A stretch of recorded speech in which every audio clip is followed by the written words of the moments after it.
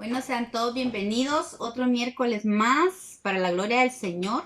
Estamos otra vez en la plataforma con mis hermanas.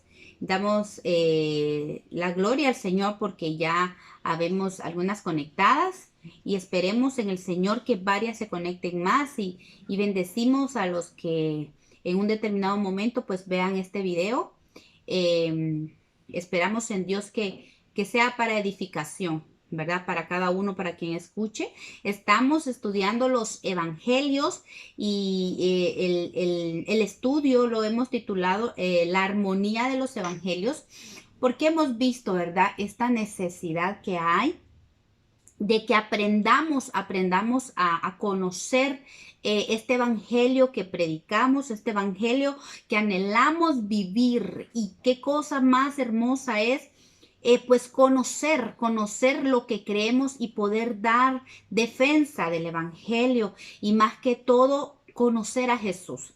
¿Verdad? Que esa es nuestra necesidad como hijos de Dios, conocer a Jesús, para que aprendamos cómo vivir, para aprender cómo ser guiados por el Señor, ¿verdad? Y conociendo a las Escrituras es la manera en que nosotros aprendemos a conocer al Señor. Porque su palabra, en su palabra aquí se marca no solamente quién es Jesús, la palabra de Dios y la salvación. El mensaje del evangelio de Dios, que es maravilloso. Y hemos estado estudiando, ¿verdad? Empezamos ya vimos el bloque de lo que corresponde al nacimiento, a la infancia y a la adolescencia de Jesucristo, así como también vimos la vida, el inicio, el nacimiento de Juan el Bautista, ¿verdad? Vamos, como siempre digo, de una forma cronológica de acontecimientos para que llevemos una línea de pensamiento histórico en los evangelios. Y vamos tocando los 4 evangelios para gloria del Señor.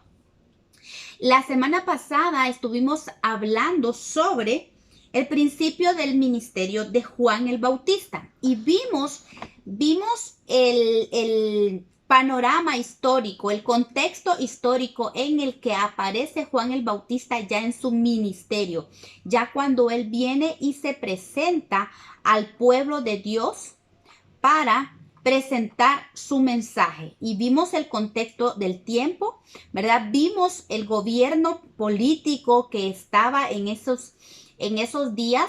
También vimos sobre los gobernadores del Imperio Romano, pero también había un gobierno religioso, ¿verdad? Un gobierno religioso que estaba dirigido por el sumo sacerdote, por los fariseos, por los saduceos, por varios grupos de ellos. Estaban siendo habían liderando todo lo que es la religión judía. Ellos estaban al frente, pero lamentablemente era un gobierno religioso vendido completamente al Imperio Romano. Unos sacerdotes, un ministerio religioso que estaban viviendo en ese tiempo, donde solo marcaban las tradiciones, marcaban los mandamientos, pero vemos cómo Jesús los atacó fuertemente, diciéndoles que ellos ni entraban al reino ni dejaban entrar al pueblo.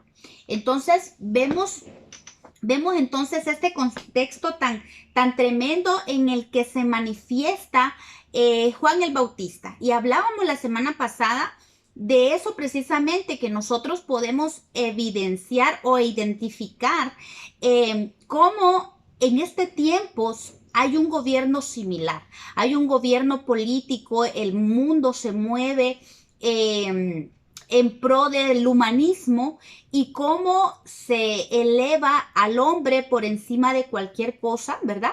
Y se está plantando y se está haciendo o preparando una plataforma para que venga el hombre de perdición. De la misma manera, nosotros como pueblo de Cristo hablábamos de la importancia de que nosotros preparemos también la plataforma para la venida de nuestro amado Señor Jesucristo, para lo que es el arrebatamiento de la iglesia. Tenemos que preparar los tiempos. Así como en el tiempo, hemos hablado esto, que en el tiempo de que Jesucristo apareció en su ministerio y fue dado a conocer al mundo, fue necesario que alguien preparara el camino. Y eso es hermoso, es lindo ver, porque así como en los tiempos antiguos los reyes mandaban a un heraldo adelante para cuando un rey iba a llegar a una ciudad, a un país determinado, mandaba siempre un heraldo. Y este heraldo iba a voz en cuello, proclamando que el rey X venía en camino, que el rey venía a presentarse, que el rey venía a hacer algo a ese país. Y preparaba a la gente para que esperaran al monarca o al rey que iba a llegar. Entonces, así en voz en cuello, el heraldo iba proclamando la venida o la llegada de un rey.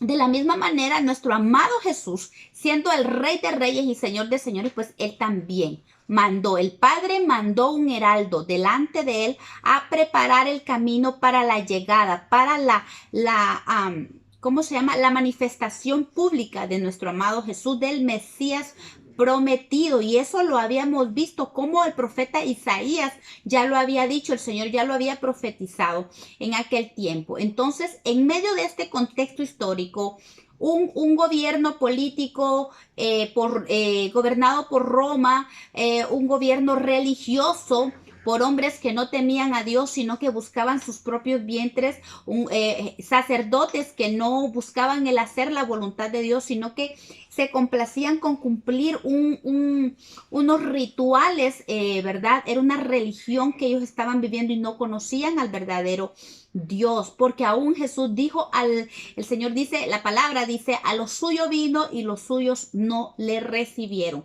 Ellos no estaban verdaderamente esperando al Mesías, porque si lo hubieran estado, si hubieran estado en esa comunión con Dios, hubieran recibido el Mesías, mas sin embargo no lo recibieron porque no lo conocieron. Ellos no conocían a Dios verdaderamente, ellos se quedaron con los mandamientos, se quedaron con la religión y sacaron a Dios del contexto de la palabra, ¿verdad?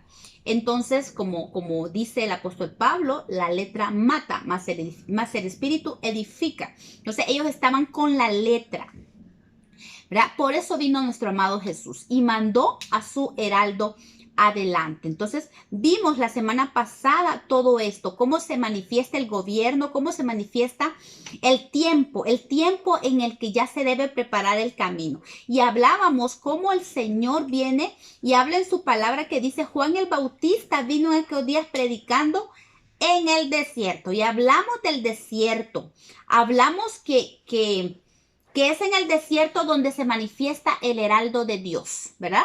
Entonces, y estudiamos y miramos y echamos un panorama a lo que estamos viviendo en este tiempo. Y estamos viviendo desiertos, ¿verdad? Muchos de nosotros también hay desiertos individuales y personales, y hay desiertos como Iglesia de Cristo. Pero en todo desierto vemos la manifestación gloriosa de Dios. Vimos que hay peligros en los desiertos. El desierto te puede acercar a Dios o el desierto te puede alejar de Dios, pues, provocando rebelión, provocando o trayendo a luz, evidenciando los deseos de la carne y trayendo muerte por tentar a Dios. Es peligroso los desiertos, pero también en el desierto nos volvemos a Dios, porque ese es el verdadero propósito del desierto. El Señor dice que mandó a su pueblo al desierto para probar lo que había en su corazón y afligirlo, de manera de que si en medio de la aflicción buscaba al Señor, y hemos dicho, como dice el salmista, ¿verdad? Cuando estaba en angustia, tú me hiciste ensanchar. Clamé a Jehová y él me oyó en medio de la angustia, dice el salmista. Entonces, por eso el Señor nos manda al desierto. Entonces, el desierto, ¿qué debería provocar? Clamar a Dios. No rebelarnos contra Dios, clamar a Dios. Y es ahí en el desierto donde se manifiesta la voz la voz del que clama en el desierto, ¿verdad? La voz, la palabra de Dios se manifiesta en voz, en cuello.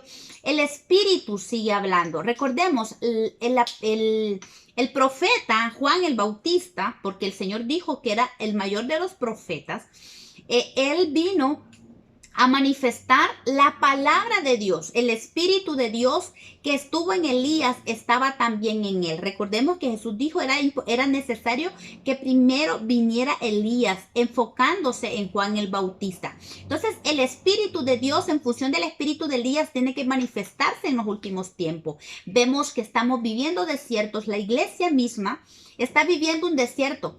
Y es exactamente el panorama perfecto para que aparezca la manifestación del espíritu de Elías, el espíritu del Espíritu Santo en función del espíritu de Elías, para volver el corazón de los padres a los hijos y los hijos a los padres. Y eso hablábamos la semana pasada, que es muy lindo porque no solo es aplicado en los hogares, en las familias, sino también en la iglesia, porque en la iglesia hay padres y hay hijos, ¿verdad? Los líderes se agarran un papel, se vuelven padres, padres espirituales, y hay hijos, ¿verdad? Que se han ido de casa o que el corazón se ha desviado. Entonces también por eso viene el espíritu de Elías a la iglesia, para que los que se han ido de casa vuelvan. Así como el hijo pródigo que se fue de casa, ¿verdad?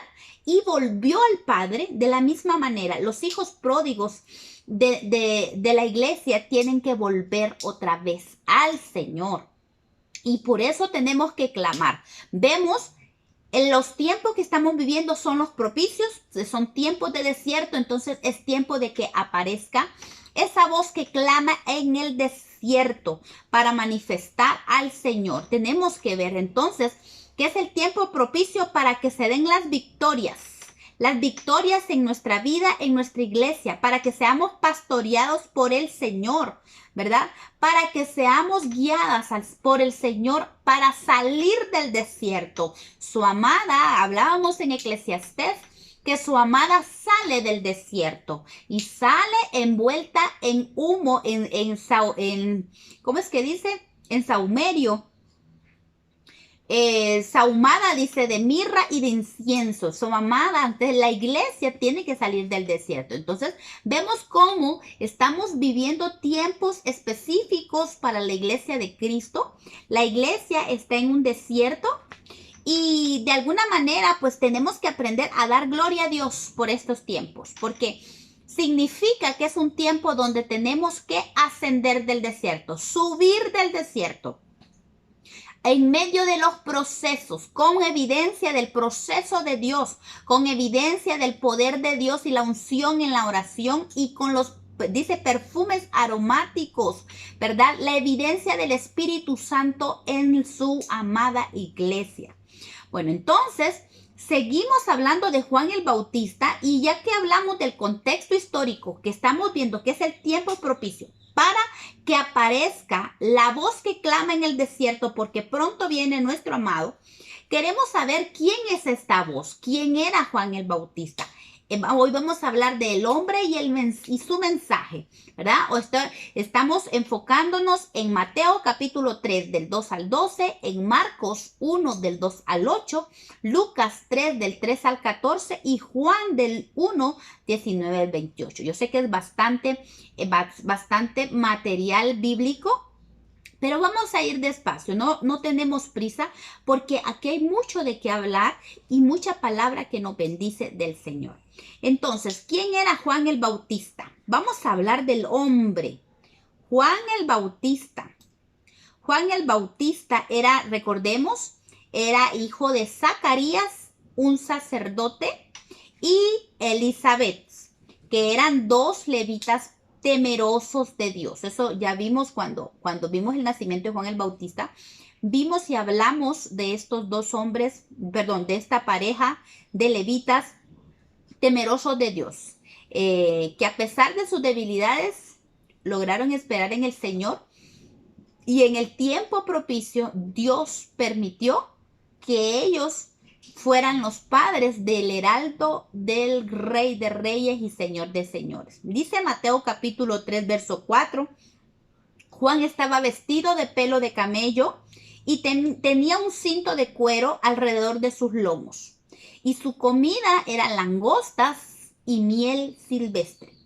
Y salía a él Jerusalén y toda Judea y toda la provincia de alrededor del Jordán, y eran bautizados por él en el Jordán, confesando sus pecados. También Marcos 1:6 dice: y Juan estaba vestido de pelo de camello y tenía un cinto de cuero alrededor de sus lomos y comía langostas y miel silvestre. Bueno, estos dos textos nos hablan de quién era el hombre de Juan el Bautista, ¿verdad? ¿Cómo vestía Juan el Bautista? Primero, Juan significa favorecido de Dios. Él era el heraldo de Dios que había sido favorecido con una misión extraordinaria. Yo siempre me imagino que cuando el Señor dijo a quién enviaré, y Jesucristo dijo: heme aquí, Padre, para hacer tu voluntad.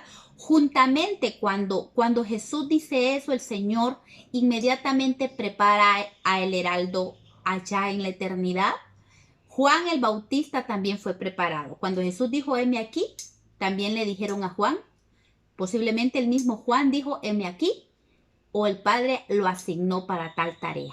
Entonces, este hombre fue un hombre que fue predeterminado, así como todos hemos sido destinados desde antes de la fundación del mundo. Pero este hombre es un hombre extraordinario porque se convirtió en el heraldo. Su propósito de vida fue ser el heraldo del Mesías. Y qué hermoso, porque cuando tenemos nuestro propósito bien claro de quiénes somos y para qué hemos venido aquí en la tierra, aprendemos a no involucrarnos tanto en las cosas de este mundo, ¿verdad? Vivimos aquí en la tierra, somos parte del mundo, estamos en el mundo, perdón, pero no somos del mundo. Alguien que sabe quién es, alguien que tiene su identidad bien clara, alguien que sabe a lo que ha venido aquí en la tierra, no se involucra en otra cosa que lo desvíe de su propósito. Yo creo que todos nosotros deberíamos pedirle al Señor y estar bien claros de quiénes somos y a qué hemos venido aquí a la tierra. Muchas veces nos involucramos en tantas cosas, en quehaceres, en afanes de la tierra, y se nos olvida que venimos a esta tierra no solo a tener una vida, a reproducirnos, a dejar una huella, no solamente terrenal, sino también espiritual. Yo creo que es la más importante. Dice la palabra que lo que vemos es temporal, pero lo que no vemos es eterno. Entonces tenemos que enfocarnos en lo que no se ve, en nuestro propósito espiritual, en nuestro propósito en Dios, que es el más importante. Y sí es cierto, hay que desarrollarnos, hay que estudiar, hay que trabajar, porque hay responsabilidades que cumplir, pero sin perder el norte de quiénes somos. Que todo lo que hagamos sea en función de nuestro propósito en Dios. Que no el mundo, las cosas del mundo nos separen del propósito de Dios. Porque cuando ya nos separan del propósito de Dios, ahí ya corre peligro la cosa. Nos alejamos del propósito y Dios no quiera que nosotros nos vayamos de esta tierra sin cumplir el propósito por el cual venimos, por estar involucrándonos en quehaceres, en cosas del mundo. Vayamos a descuidar nuestro verdadero propósito y la verdadera razón por la cual estamos aquí en el mundo. Y Juan el Bautista tenía bien claro, tanto así que él se fue a vivir al desierto. Allá vivía él en el desierto. No se preocupó, él sabía lo que venía. Él tenía contacto directo con Dios, de tal manera que él dijo: yo me voy allá a apartarme, porque primero yo quiero ser un hombre santo y no me quiero contaminar, porque sé bien claro el propósito por el cual vengo. Y cuando sea el tiempo, saldré del desierto. Entonces vemos que él dice que salió del desierto, vino del desierto, y dice que estaba vestido de pelo de camello. Y entonces vamos a hablar del vestido de pelo de camello. Y aquí hay varias cosas importantes, porque todo lo que está escrito en la palabra no es casualidad. Todo nos trae una enseñanza, todo nos trae una luz a nuestra vida para que aprendamos nosotros, ¿verdad? No solamente la razón de la palabra, sino que también cómo nos edifica a nosotros. Pues dice que era de pelo de camello su vestidura. Pelo, dice que esta palabra viene del griego tricos, que se compara con la palabra hebrea hatar, que significa abrirse paso a la fuerza. Así los vellos, ¿verdad? De nuestra piel rompen la piel y salen, ¿verdad? Irrumpen, o sea, ellos brotan de la piel tiene que romperse para que salga el vello, ¿verdad? De la misma manera, este pelo, el pelo, eso es lo que significa abrirse paso a la fuerza, no importa la razón, no importa dónde esté, no importa el camino donde esté, pero se abre paso.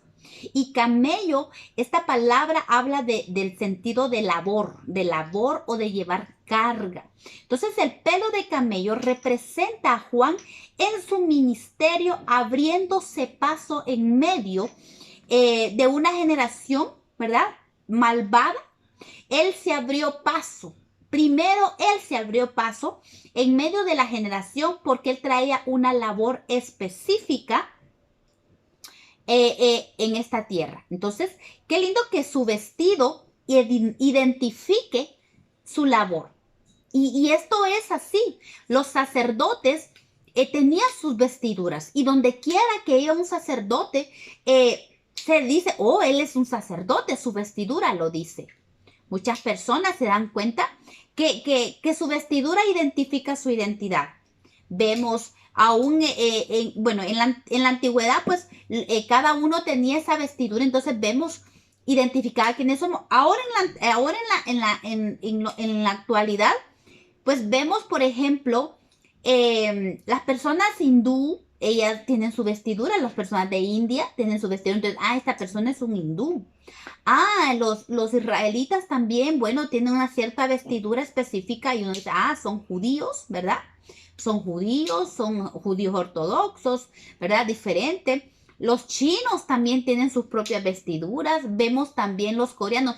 Todas las culturas se identifican por su vestidura. Entonces, la vestidura es muy importante. La vestidura nos dice quiénes somos. Aún en el mundo occidental, la forma en que vestimos evidencia quiénes somos también, ¿verdad? Pero entonces vemos cómo Juan el Bautista, su vestidura, que fuera de pelo de camello, identifica su carácter y su ministerio. Él venía a abrirse paso, no solamente él, sino a preparar el camino para el Señor, ¿verdad? Pero él traía una carga, él traía un ministerio, él traía una misión, ¿verdad? Una misión traía él. Entonces su vestidura identificaba su misión. El cinto de cuero. Dice que el cinto viene de la palabra griega seunumi, que significa unir mediante un yugo. También literalmente travesaño de la balanza, como conectando dos platos. Y esto nos habla del ministerio que hizo el Juan el Bautista de unir el Antiguo Testamento con el Nuevo Testamento. El cinto de Juan el Bautista representaba esta unión entre por eso dice que esta palabra habla del travesaño que une una balanza, las dos pesos, o sea, los dos platos de la balanza. El travesaño une los dos platos, representaba el cinto de Juan el Bautista. Él estaba uniendo el Antiguo Testamento con el Nuevo Testamento. Él vino a cerrar el Antiguo Testamento, porque aún Jesús lo dijo, que de todos los profetas del Antiguo Testamento, Juan, él era el último de los profetas del Antiguo Testamento, que con él se cerró el Antiguo Testamento y se abría el Nuevo Testamento, ¿verdad? El ministerio de Cristo. Dice, de todos los profetas no hubo profeta como Juan el Bautista. Él es el mayor de todos los profetas por su ministerio, por la obra poderosa que él vino a hacer. Esa obra de heraldo del Mesías es lo más importante obra que pudo hacer un profeta en el Antiguo Testamento. Pero aún Jesús dijo que aún Los más pequeños del reino de los cielos son mayores que Juan el Bautista. Imagínense el privilegio más hermoso que nosotros tenemos, ¿verdad? De que podemos ser mayores que Juan el Bautista. O sea, eso solo Dios lo puede dar, no lo podemos entender, y la verdad no es algo que nosotros digamos, wow, no es que es para menospreciar los profetas, ni mucho menos a Juan el Bautista. Es para aprender de ellos, para entender que ellos tenían una misión específica. Así es que su cinto era, unía como un yugo, unía los dos testamentos, las dos partes del tiempo porque la Biblia encierra todo el tiempo desde Génesis hasta el Apocalipsis, encierra lo que es el tiempo o el cronos de Dios para nosotros, para el hombre. Recuerden que el Señor nos metió a este cronos y está encerrado en la palabra de Dios. Entonces, Juan el Bautista es la unión entre ambos pactos, por decir así, el antiguo pacto y el nuevo pacto. Con él se cierra el antiguo pacto y se abre el nuevo pacto en Jesucristo. Amén. Y cuero habla, viene del verbo principal griego dero, que significa azotar, golpe o flagelar. Habla del material del azote. El cinto nos habla de que él unió y dio continuidad al Antiguo y al Nuevo Testamento, como les dije. La historia de Israel estaba siendo unida, no solo la historia de Israel, la historia de la humanidad estaba unida al tiempo que estaba siendo abierto para el mundo entero a través del Mesías. Por eso hay un antes de Cristo y un después de Cristo. Y esa unión la hizo Juan el Bautista. Después de 400 años de silencio, el Señor habla para sellar el antiguo pacto en Juan el Bautista y para abrir el nuevo. Entonces dice, el cuero evidencia la calidad de su mensaje, sin adornos ni suavidad. Porque el cinto el cuero significa eso precisamente, azotar, golpear, flagelar. Da sentido a la naturaleza del mensaje de Juan el Bautista. No era un mensaje adornado, no era un mensaje lleno de palabras elocuentes o con suavidad para que no se ofendan. No, Juan el Bautista vino con un mensaje claro. Y ese es el mensaje que yo creo que la iglesia necesita hoy. Un mensaje claro donde se evidencia el pecado, donde se hable específicamente del pecado que está socavando al pueblo de Dios, donde se hable de la realidad de las cosas, que no se ande adornando un mensaje, ¿verdad? Como dijo el apóstol Pablo, yo cuando vine con ustedes no vine con palabras elocuentes, yo vine con poder de Dios, con evidencia del poder de Dios, al igual que Juan el Bautista. Juan el Bautista llegó con una palabra fuerte, él vino con un mensaje poderoso, no lo adornó, él se fue directamente a hablarles, generación de víboras. Vamos a ir viendo el mensaje más adelante, pero vemos que es un mensaje, no era un mensaje suave, por eso dice que su cinto era un cinto de cuero. Que la palabra con que unió, con que cerró el antiguo pacto y abrió el nuevo pacto, fue palabra fuerte, palabra que hiciera despertar el corazón de los hombres para volverlos a Dios. Yo creo que la palabra de Dios, la palabra clara, la palabra pura, sin contaminación, sin diluir la palabra, el mensaje sin diluirlo, sin contaminación, es lo que hace que el corazón de los hombres despierte al Dios, se vuelva a Dios, ¿verdad?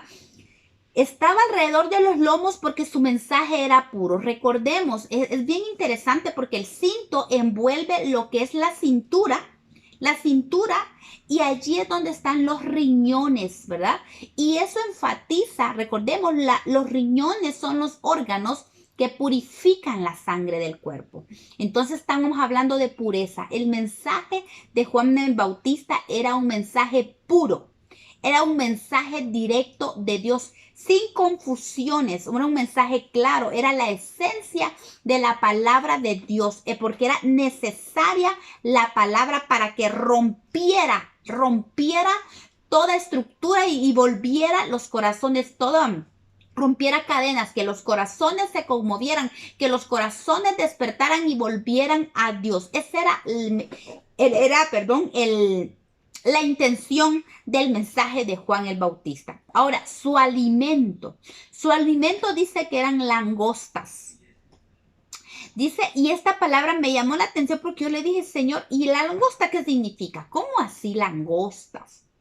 Dice el griego que esta palabra, langostas, es la palabra acris en el griego, que significa, dice, como puntiaguda o como relámpago encima de la vegetación.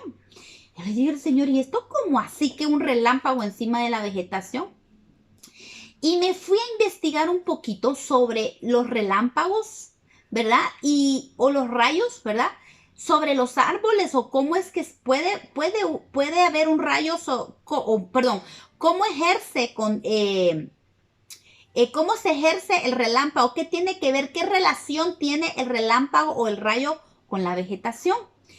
Y encontré, cabal, aquí les pongo un link donde encontré que dice que cualquier objeto puntiagudo que destaque sobre los paisajes que tienen a su alrededor atrae los rayos. Esto se debe, dice, que la electricidad cuando se desplaza buscará siempre el camino más fácil para llegar al suelo, debido a que los objetos puntiagudos y elevados sobre el terreno ofrecen un mejor camino para la descarga eléctrica. Entonces los rayos se dirigen hacia ellos antes de continuar su descenso en dirección al suelo a través del aire. Y esto me impactó y le digo yo, Señor, increíble. Cuando habla que Juan el Bautista comía langosta, está hablando, dice que langosta habla de puntiagudos, o sea, Juan el Bautista era esa punta que recibía el relámpago de Dios. O sea, estamos hablando que él comía directamente el alimento de Dios, la presencia, él atraía, así como las cosas puntiagudas atraen la presencia de los rayos, así Juan el Bautista lo que comía era la absorción directa de la palabra de Dios. Está hablando del alimento que venía directo del cielo a la boca de Juan el Bautista. Es el alimento que viene de allí. Es una actitud que atrae la presencia de Dios. Y eso debe ser nuestro alimento, a todo aquello que atrae la presencia de Dios. En eso debemos de trabajar nosotros. Así como Juan el Bautista comía langostas, habla que él absorbía de Dios directamente la palabra que presentó. Lo que él se alimentaba era la palabra de Dios. Recordemos, Jesús decía, mi comida es hacer la voluntad de Dios. Y a esto se refiere el comer langostas, en ¿cómo se llama? En hacer la voluntad de Dios, en recibir la palabra de Dios y ponerla por obra. Entonces, ese era el alimento de Juan el Bautista. Y la miel silvestre también nos habla de la revelación de Dios. Juan el Bautista recibió la voluntad de Dios para él. Él recibió la revelación de Dios directa. Y cuando dice miel silvestre, esto nos habla de que no fue una miel. La miel silvestre es una miel que no es procesada. Es una miel que no ha sido alterada, ni tocada, ni manoseada por el hombre, que viene directamente de la fuente. Y así era Juan el Bautista. Este era el alimento. Esto alimentó a Juan el Bautista, la revelación directa de Dios, revelación que venía a él. ¿Se imagina usted? Yo me pregunto, ¿qué clase de vida o de qué clase de corazón tenía Juan el Bautista para que atrayera la presencia y el poder de Dios para su vida? Así como las cosas puntiagudas, un árbol puede atraer los rayos, la vida de Juan el Bautista atraía el poder y la presencia de Dios a su vida. Y esa presencia venía unida con revelación directa de la fuente. Miren, y esto es lindo. ¿Qué alimento el que tenía Juan? Yo creo que es un alimento que todo hijo de Dios debe de consumir. Y el Señor quiere darnos este alimento, un alimento puro que venga directo de Dios, un alimento que no ha sido manoseado por el hombre o contaminado por el hombre, ¿verdad? O procesado por el hombre, como es la miel, que venga de Él, que venga para darnos verdadera dirección a nuestra vida. Eso es lo que nosotros necesitamos. Los juicios de Jehová, dice el Salmo 19, 9 al 10, perdón.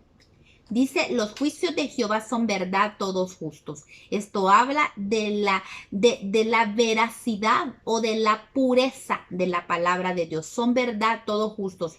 Son deseables más que el oro y más que mucho oro afinado y dulces más que la miel que destila el panal. La palabra de Dios, la miel que destila el panal, eso es comparable a la palabra, a los mandamientos de Dios, ¿verdad?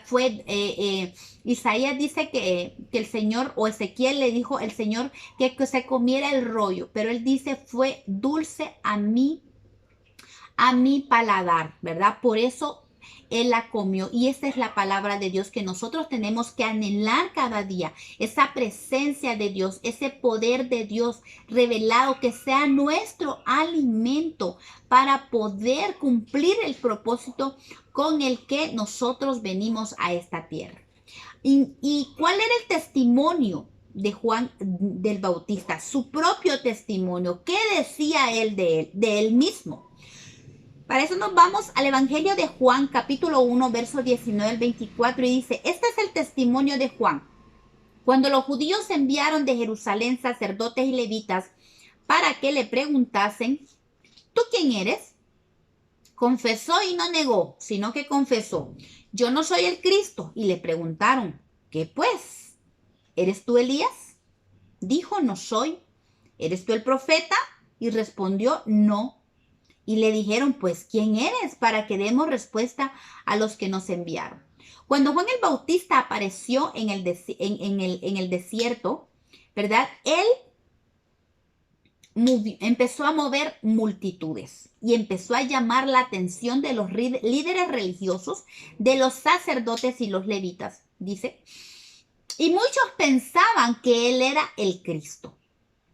Porque ellos, el pueblo de Israel, estaba esperando a su Mesías con mucha fuerza, con mucho poder, con un carácter de gobernador, con un carácter que viniera a votar, que viniera a levantar multitudes para derrocar el gobierno de Roma.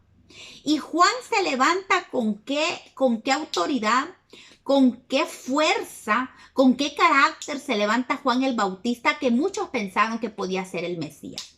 Y por eso van a preguntarle y le preguntan que si él es el Mesías. Le dice, ¿y tú quién eres? ¿Eres el Mesías? Él confesó. No negó, sino que confesó y les dijo, yo no soy el Cristo, yo no soy el elegido. Entonces, ¿quién eres? Le dijeron, ¿acaso eres Elías? Había una profecía que Elías iba a venir primero, ¿verdad? ¿Eres tú Elías? Y dijo, no soy. ¿Eres tú el profeta? Recordemos que también el Señor le había dicho al pueblo por medio de Moisés que él iba a levantar un profeta y al estilo de Moisés, ¿verdad? Y le preguntaron, ¿quién es ¿eres tú el profeta? Y él respondió y dijo, no. Y le dijeron, pues, ¿quién eres? Para que demos respuesta a lo que nos enviaron. ¿Qué dices tú de ti mismo? Y aquí viene él y dice, yo soy la voz de uno que clama en el desierto. Enderezad el camino del Señor, como dijo el profeta Isaías. Y los que habían sido enviados eran de los fariseos. Es interesante cómo este pueblo, los líderes religiosos, no entendieron. Si la profecía de Isaías que decía que la voz que clama en el desierto estaba siendo cumplida, porque Juan el Bautista lo declara libremente, diciendo, yo soy la voz de uno que clama en el desierto. ¿Por qué? Porque Isaías El Señor había profetizado por medio de Isaías que antes que viniera el Mesías, antes que viniera el ungido de Dios, iba a mandar a su heraldo. Y Juan el Bautista les dice claramente que él era esa voz.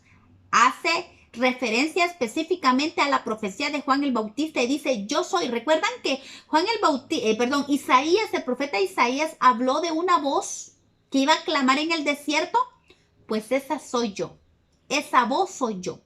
Esta voz que clama en el desierto. Estamos viviendo en un desierto, decía Juan, y yo soy esa voz, esa profecía de Isaías. Y él habla como lo dijo el profeta Isaías. O sea, él está diciendo, delante de ustedes hoy se está cumpliendo la profecía de Isaías. ¿Y eso qué significaba? Que el Mesías estaba a las puertas. Y no lograron entender. No entendieron esto. Que si la voz que clamaba en el desierto se estaba siendo una evidencia en frente a ellos, pronto tendría que venir el Mesías, pero nunca lo reconocieron. Vemos entonces que Juan el Bautista dio testimonio de él quién era. Él claramente dijo que era la voz del uno que clama en el desierto. Nunca quiso tomar una posición que no le correspondía. Él sabía exactamente quién era y a lo que él venía, ¿verdad? Él enfatizó claramente que era la voz del que clama en el desierto. Mateo capítulo 3 dice, pues este es aquel de quien habló el profeta Isaías cuando dijo, voz del que clama en el desierto, preparad el camino del Señor, enderezad sus sendas. Marcos 1, capítulo 2, verso 3 dice, como está escrito en Isaías el profeta, he aquí yo envío mi mensajero delante de tu faz, el cual preparará tu camino delante de ti. Voz del que clama en el desierto, preparad el camino del Señor, enderezad las sendas. Miren, aquí se evidencia claramente que él era esa voz. Él era un mensajero. Él era el heraldo del rey. Y como dice, él prepara el camino delante de su faz, delante de su presencia. Si alguien me dice que está delante de la presencia de alguien, es evidente que esa persona ya está allí. Y ellos no entendieron eso. Miren qué terrible. ¿Cómo es posible que una persona o un pueblo puede estar tan cegado teniendo allí la evidencia de que ya la presencia de alguien está ahí?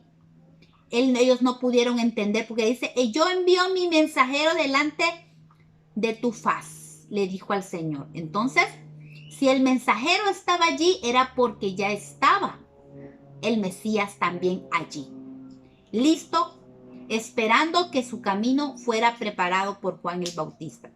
Y esta voz que era Juan el Bautista, él venía a proclamar, como todo mensajero, como todo heraldo proclamaba, en cuello, él proclamaba, es tiempo, el tiempo ha llegado, arrepentíos. Ese era el mensaje de Juan el Bautista. Preparen el camino.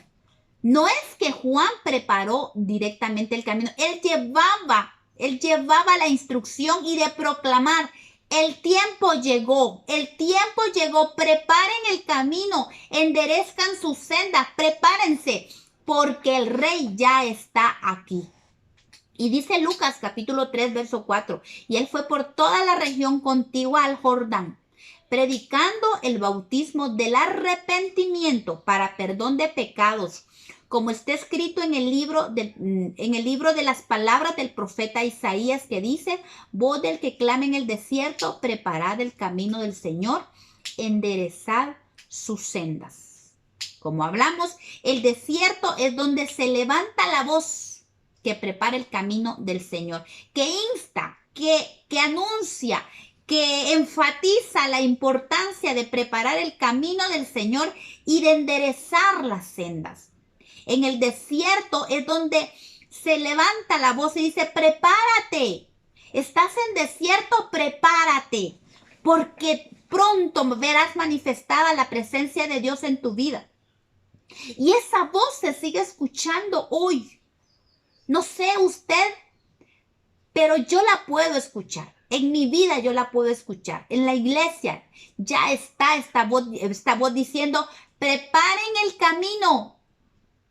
Y cuando habla de preparar el camino, eso me da la idea de que, ok, si yo voy a preparar algo, tengo que ver, ok, tengo todo lo necesario para preparar. ¿Qué pasa cuando preparamos un pastel o una comida? Primero, ok, los ingredientes, veamos, tal y tal y tal, ABC, ahí están los ingredientes, los tengo todos, puedo preparar el alimento, puedo preparar la comida, ¿verdad? O el pastel o lo que esté haciendo.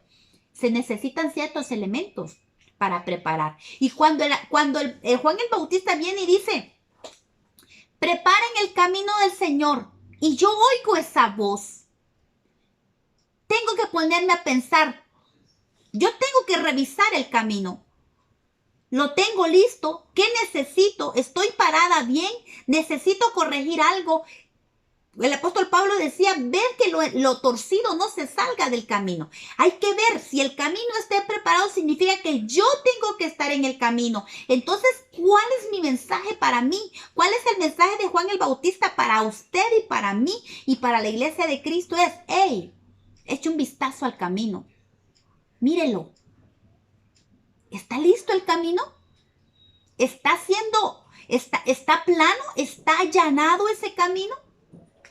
El camino que usted está caminando es el verdadero camino, es el camino de verdad, es el camino de justicia, es el camino por donde debe caminar un rey. Usted sí está haciendo ese templo para recibir al rey donde pueda manifestarse la presencia de Dios. ¿Está allí preparado? Entonces es tiempo de ver, de preparar el camino, echar un vistazo. ¿Qué necesito yo? Mi camino está recto, mi camino está torcido. Hay que enderezarlo. Necesitamos enderezar las sendas.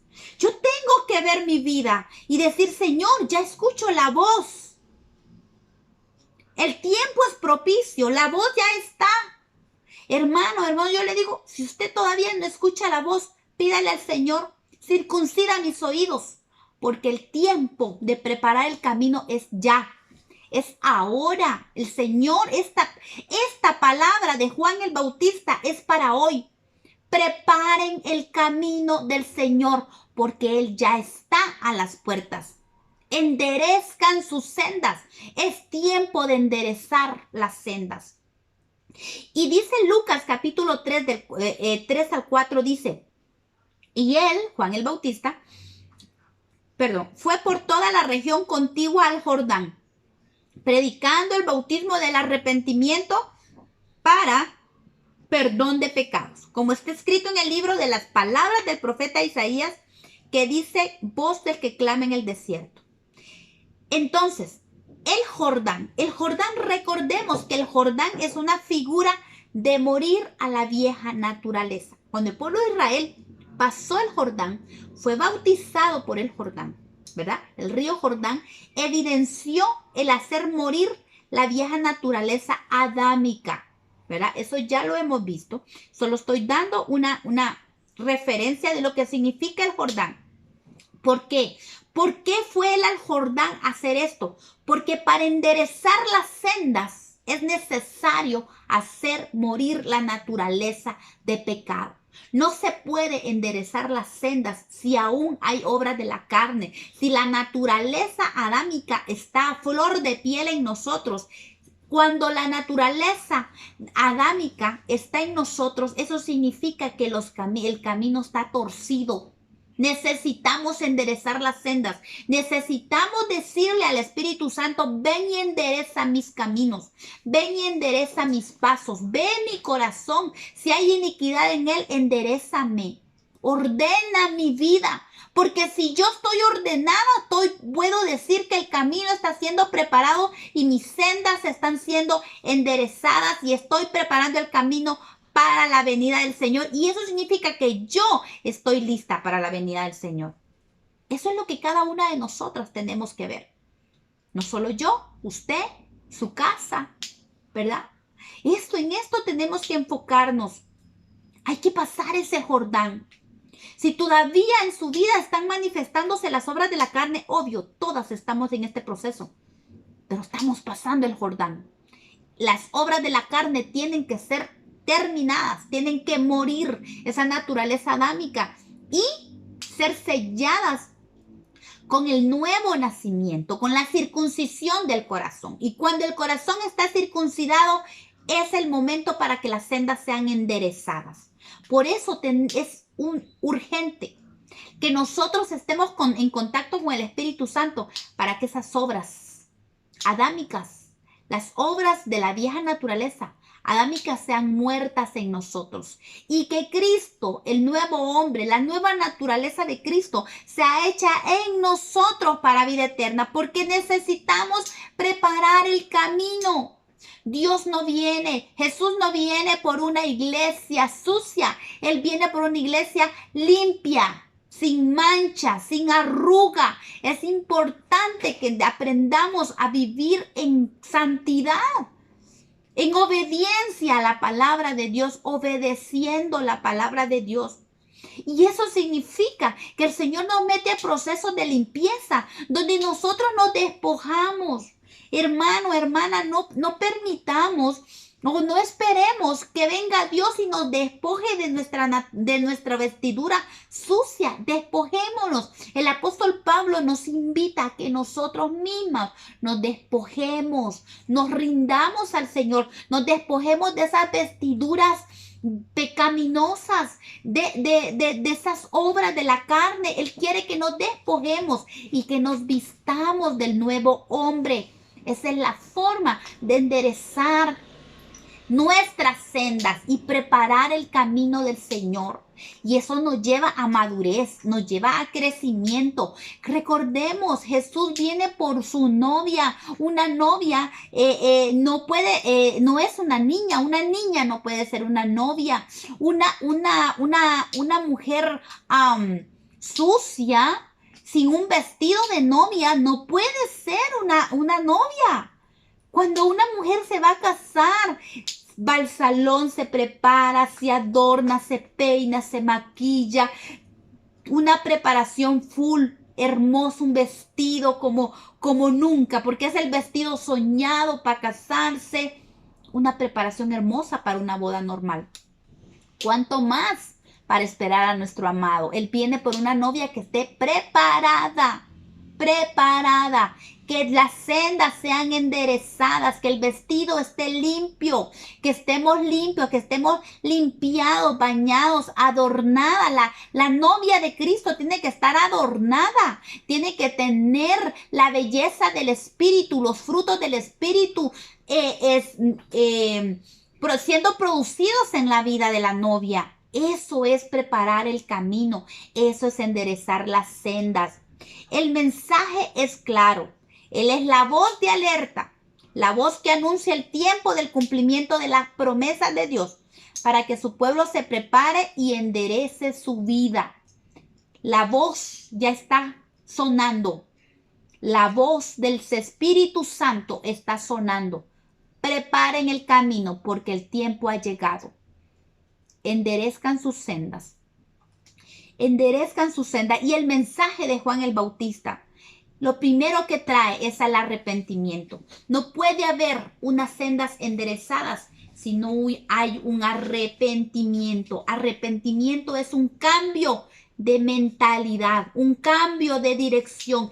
Eso es arrepentimiento. Cuando una persona dice que se arrepiente pero vuelve al mismo camino, eso no se llama arrepentimiento. Eso se llama... ¿cómo se llama eso? Que solamente sintió tristeza en el corazón, pero no es verdadero arrepentimiento. No es arrepentimiento, mejor dicho.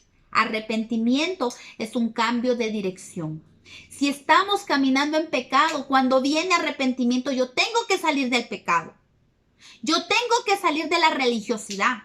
Yo tengo que salir de la idolatría. El arrepentimiento es cambio, porque Dios no quiere que vivamos en idolatría. Dios no quiere que vivamos en pecado. Dios no quiere que vivamos nosotros buscando nuestros propios deseos, de los deseos del corazón, que vivamos en rebelión, que vivamos en desobediencia.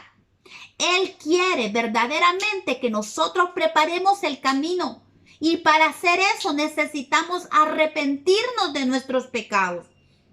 Dijo Juan el Bautista, arrepentíos porque el reino de los cielos se ha acercado.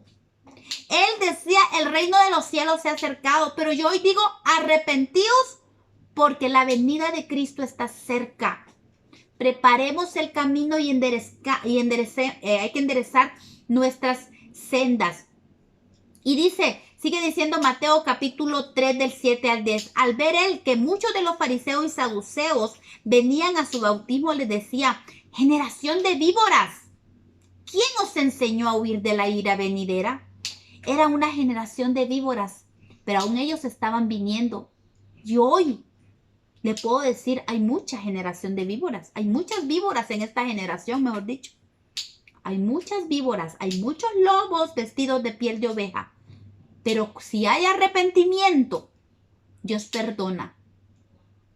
Mire, puede ser el pecador más terrible, pueden ser los pecados más horrendos, más podridos, pero si hay arrepentimiento, venid luego, dice el Señor en Isaías, y estemos a cuentas. Él manda y dice, venid y estemos a cuentas, que Él está dispuesto a perdonar. Él está dispuesto a bendecirnos. Él está dispuesto a cambiar nuestra vida, nuestras sendas. Él dice, vengan y estemos a cuentas. Si vuestros pecados, dice, fueren como la grana, como la nieve serán emblanquecidos. Y si fueren rojos como el carmesí, vendrán a ser como la blanca lana. Si quisieres y oyeres, comeréis el bien de la tierra. Oír y querer son dos cosas. Si no queremos oír, si no queremos nosotras buscar de Dios, arrepentirnos, de nada va a servir. Por eso yo digo, una de las cosas más importantes en el reino de Dios es el arrepentimiento. Sin arrepentimiento no puede haber salvación. No hay salvación sin arrepentimiento. La salvación nos tiene que llevar al lugar, al reino de Dios. El reino de Dios se acercó. Y él decía, arrepentíos porque el reino de los cielos se ha acercado. El reino de los cielos ya está entre nosotros. Ahora necesitamos arrepentirnos porque la venida de Cristo está cerca.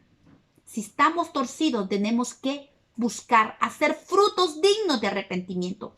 Porque cuando hay un arrepentimiento real, tiene que haber frutos de ese arrepentimiento. Tiene que haber un cambio de vida, un caminar diferente, un camino recto, una senda recta, un camino limpio, con frutos.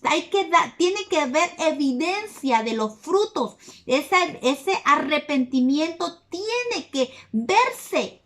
De lo contrario, no puede haber arrepentimiento. El arrepentimiento no solo puede ser de boca. El arrepentimiento tiene que tener evidencia. Se necesitan frutos y necesitamos presentar frutos de arrepentimiento. Y dice, no penséis decir dentro de vosotros mismos, Abraham tenemos por padre, porque yo os digo que Dios puede levantar hijos a Abraham aún de estas piedras. Y miren, esto es tan claro. En aquel tiempo eran los religiosos diciendo, ay, somos hijos de Abraham, nosotros somos hijos de la promesa, de nosotros es el cielo y la salvación y todas las promesas. Cuidado, dijo Juan, porque Dios puede levantar hijos de Abraham de las piedras y ustedes quedarse fuera. ¿Cuántos de nosotros estamos en la iglesia y porque estamos en la iglesia creemos que ya estamos, como somos salvos, tenemos libertad para juzgar a los demás? Va a venir un tiempo donde nos vamos a sorprender de dónde Dios va a sacar ministros, de dónde Dios va a sacar hijos. A veces somos muy rápidos en juzgar a la gente por la apariencia. Y es cierto. A veces el Señor en su palabra habla de que no hay que tatuarse, no hay que hacerse esto, no hay que hacerse lo otro. Y la vestimenta habla mucho de nosotros. Pero no podemos juzgar por la apariencia. Recordemos, el Señor dice que Él no juzga como el hombre, Él juzga el corazón. ¿Cuánto pueblo de Dios está en la iglesia vestidos muy de santidad y de pureza, pero con corazones podridos, con sepulcros blanqueados, dijo el Señor? Hay mucho gente en el pueblo, en las congregaciones, vestidos como sepulcros blanqueados y sus corazones llenos de podredumbre. Dios va a levantar gente que por fuera tal vez van a parecer que no es lo bueno, no es nada, lo que se cree, pero son gente que están levantándose con poder. ¿Cuántas veces pasa que se puede juzgar a un predicador porque está lleno de tatuajes? ¿Verdad? O porque tiene el pelo cortado de diferente manera. Somos fáciles, porque somos religiosos. Por naturaleza tenemos corazones religiosos, pero Dios no juzga por la apariencia. Y tenemos que aprender que no se trata de apariencia, se trata del corazón. Se trata del corazón, porque nos vamos a llevar sorpresas de muchos que se dicen cristianos y cuando venga el Señor les va a decir: apartados de mí, no los conozco, malditos hacedores de maldad. Va a decir el Señor. Y otros van a venir y entrar al reino y van: pero ¿por qué aquel está entrando? Si mírenlo. Pero ahí nos vamos a llevar sorpresas, porque no es del que quiere. Ellos se creían los hijos de Abraham y que los demás los gentiles eran eran perrillos, eran sucios, eran contaminados, y ellos se creían que por eso tenía Dios como que la obligación de meterlos al reino. Jesucristo les dijo: ustedes ni entran al reino ni dejan entrar a los demás, porque creen que son la descendencia de Abraham. Y les dijo Juan el Bautista: cuidado, este tiempo es el tiempo de decisión. Dios no le interesa tener iglesias o templos llenos de gente, pero que su corazón esté lejos de él. Bien dijo el Señor por el profeta Isaías: este pueblo de labios me honra, pero su corazón está lejos de mí. Él no está buscando iglesias llenas de gente, él está buscando corazones que lo amen, gente que ame verdaderamente a Dios. Tenemos que aprender a no juzgar por la apariencia. Aprendamos a limpiarnos a nosotros mismos y orar por los demás, pero no a juzgar, porque nos vamos a llevar sorpresas. Dios va a levantar gente de donde menos vamos a esperar. Dios va a levantar prostitutas, Dios va a levantar narcotraficantes, asesinos. Él va a levantar gente que ha cometido asesinatos, gente perversa, pero gente arrepentida con corazones genuinos. Dios va a levantar. ¿Para qué? Para avergonzar a aquellos que dicen ser cristianos y están metidos en las congregaciones y están siendo personas dando mal testimonio, llevando a otros a la muerte, al infierno, por el mal testimonio. Dios va a sorprender a esos que se dicen ser cristianos y están en pecado y no hay arrepentimiento en su corazón. El arrepentimiento es lo más importante, porque la iglesia puede estar llena de gente, pero sin corazones arrepentidos. Y Dios va a levantar, así como le dijo Juan que puede levantar hijos de Abraham de las piedras y ustedes quedarse fuera. Así va a pasar en este tiempo. Y ese es el mensaje que necesitamos escuchar. Esa es la voz del que clama en el desierto. Arrepentidos, tenemos que arrepentirnos. Tenemos que examinar nuestras sendas. Y si hay pecado, digámosle al Señor: examíname. Si hay pecado en mi corazón, límpiame. Me arrepiento en polvo y en ceniza, Señor. Ayúdame a cambiar mi vida. Yo necesito tener un corazón puro delante de ti. Yo no quiero ser avergonzado el día que tú te presentes esperando yo tu venida y con un corazón sucio, con un vestido sucio. Vas a salir fuera. Vas al Señor a salir avergonzado, como aquel que estaba sin estar vestido de novio y lo sacaron de las bodas y dijo al padre: sáquenlo, porque no está vestido de ropa de bodas. No esperemos ser avergonzados. Examinemos nuestros caminos, preparemos el camino del Señor y enderezcamos nuestras sendas. Veamos cómo estemos caminando. Dejemos de enfocarnos en la paja del hermano y aprendamos a sacar la viga de nuestro ojo, porque este es el mensaje de Juan el Bautista. Y ahí lo voy a dejar hoy porque vamos a seguir la otra semana, porque este mensaje es tan importante. Este es el mensaje que tiene que ser preparado en la iglesia, predicado en la iglesia de hoy. El arrepentimiento de obras muertas. El pueblo está metido en hacer obras, pero no obras de justicia, sino obras muertas. Es tiempo de examinar el camino y pedirle al Espíritu Santo, ven Señor a mi vida, examíname. Produce en mí el arrepentimiento. Haz un corazón sensible a tu espíritu para que yo pueda arrepentirme, cambiar de dirección. Y yo se lo digo hoy al Señor. Padre, si no estoy siendo la madre correcta, estoy en un camino incorrecto, cámbiame de dirección.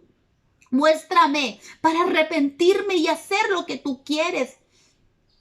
Cada uno de nosotros, si no estoy siendo una hija de Dios correcta, si no estoy obrando en rectitud, si mi corazón no es limpio delante de ti, límpiame, muéstrame, porque yo quiero vivir para ti. Así es que, hermanos, hoy el mensaje para hoy, para cada uno de nosotros, es el mismo que dijo Juan el Bautista. Arrepentíos y convertíos al Señor. Porque no solo el reino de los cielos se ha acercado, sino también porque la venida de Cristo está cerca. Está a las puertas. Así es que hoy le animo, escuche y quiera. Por eso, si quisieres, dice el Señor, y oyeres. Si quisieres y oyeres. Yo quiero. No sé usted, yo quiero. Yo quiero escuchar, yo quiero esto, yo quiero rectitud de mi corazón. Yo quiero preparar el camino del Señor. Porque yo quiero decirle, así como dice el Espíritu, como dice Apocalipsis, el Espíritu y la novia dicen, ven Señor Jesús. Porque el camino ya está preparado. Para poder decir eso, tenemos que preparar el camino. Así que yo le animo hoy. Es un tiempo de examinar el camino. Porque tenemos que prepararlo y enderezar la senda. Y esto no es sugerencia, es mandamiento. Prepare el camino. Vea, prepare. Ahí va un verbo de acción. Va un imperativo. Prepara el camino. Es un imperativo. Endereza tu senda. Es un imperativo. No es una sugerencia. Así es que yo le digo hoy, recíbalo de parte de Dios como un imperativo. Es un mandamiento de Dios. Escuche y quiera preparar el camino, porque Dios le ama y Dios está esperando su preparación. Él está esperando que usted y yo preparemos el camino, porque Él pronto viene. Que el Señor no nos encuentre, pensando en otras cosas, que nos encuentre en el camino y preparando el camino del Señor. Amén. Dios le bendiga y oro para que esta palabra produzca fe en usted y arrepentimiento, porque es lo que el Señor está demandando de cada uno de nosotros, de la iglesia de Cristo. Así es que hoy le digo, Dios le bendiga y nos vemos la otra semana. Amén.